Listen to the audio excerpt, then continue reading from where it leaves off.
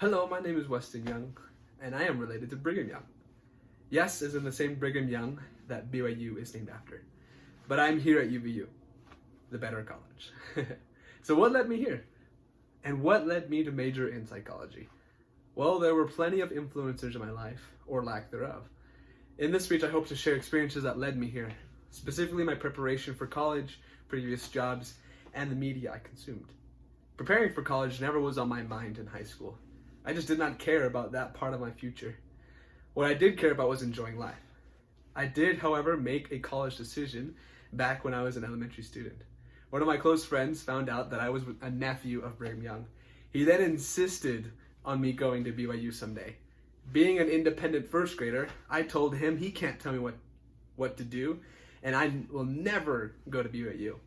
Jump forward to when I was on my mission to the Philippines. I finally started giving college a second thought. I began questioning my fellow missionaries from America about colleges that they went to. I was specifically interested in UVU and BYU and any other universities and colleges in Utah. I was now considering BYU because of the many good remarks I heard from the missionaries in our discussions. Then the day came for me to start my applications. I went to the public place where computers could be used for about 20 pesos or 40 cents an hour. I did my best to get as much done as possible in the few hours we were allowed on our preparation day. A few weeks went by, and I finally finished my applications to BYU Provo and UVU. I quickly was accepted to UVU, and later was declined by BYU.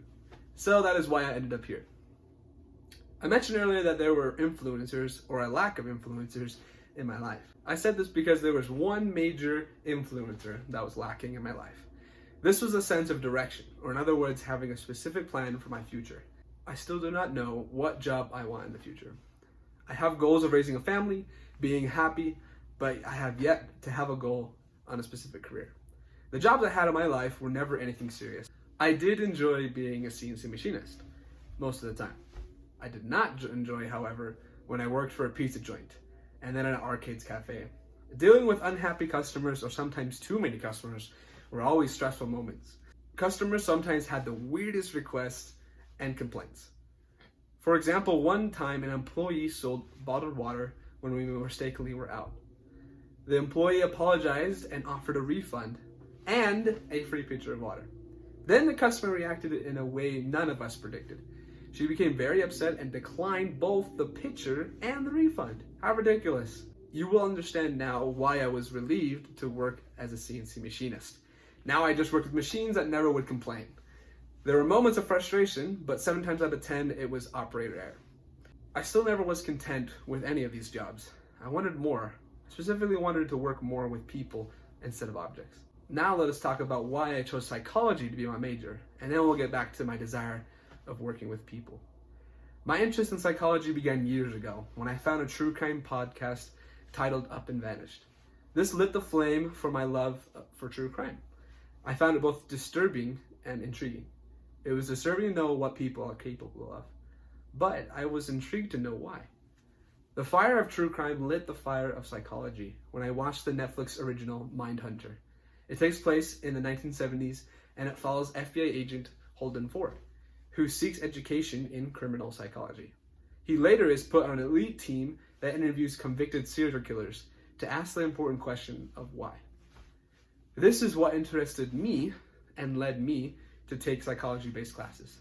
I hope to one day be able to help other people find out the why for them, and therefore helping them overcome their demons.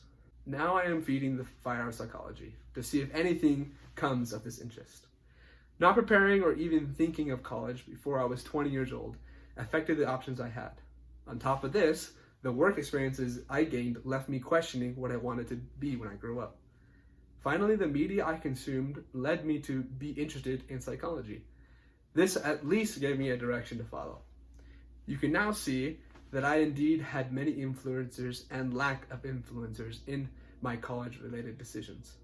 I may not have a solid plan or direction in life, but I continue to live one day at a time, and I hope you will too.